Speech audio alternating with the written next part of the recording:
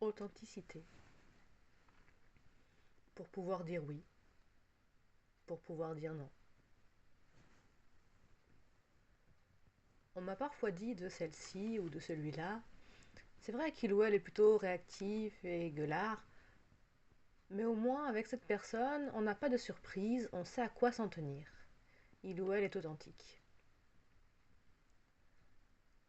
Quand j'entends ça, j'imagine la résignation, prête à encourir les foudres pour, paradoxalement, nourrir un besoin de sécurité. Et j'en ressens de la tristesse. En même temps, je comprends. Quoi de plus anxiogène qu'un introverti qui ne dit pas ce qui le chagrine par pudeur, ou pour ne pas déranger, ou parce qu'il ou elle est submergé et du coup immobilisé par ce qui le ou la traverse, ou se retrouve aveuglé par un déni protecteur, mais vous le fait quand même un peu payer, au moins inconsciemment, par sa distance, ses actes manqués et ses comportements passifs-agressifs. Mais je m'en sens d'autant plus triste que pour moi un terme est mal choisi. L'authenticité, si chère à mon cœur, ne ressemble pas à ça. Mais j'ai été, entre guillemets, éduquée à la communication non violente, alors mon point de vue est peut-être biaisé. J'aime distinguer spontanéité et authenticité. Quand j'entends cette phrase, je me dis que la personne dont on parle est dans une réaction spontanée et a besoin d'expression, mais n'est pas forcément dans son authenticité.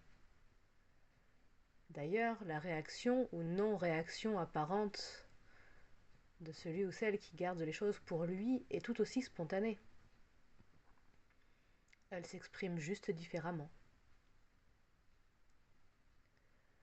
Ainsi, notre expressif exprime ce qui se passe dans sa tête avec ses mots et ce qui se passe dans son système émotionnel avec son ton de voix, sa gestuelle, à cet instant T. Et c'est tellement intense qu'il ou elle ne voit plus que ça. Ça prend temporairement toute la place dans son champ de conscience et son ressenti. C'est tellement envahissant que ça déborde et ce besoin d'expression ne laisse plus de place au nourrissement d'autres besoins relationnels, de prise de soin de l'autre, de maintien du lien ou d'une réelle connexion. Au contraire, l'authenticité serait alors de pouvoir observer ce déferlement à l'intérieur de moi, l'écouter, le traduire, lui donner de l'empathie si je peux, en lui promettant qu'on va poser une action pour prendre soin de lui.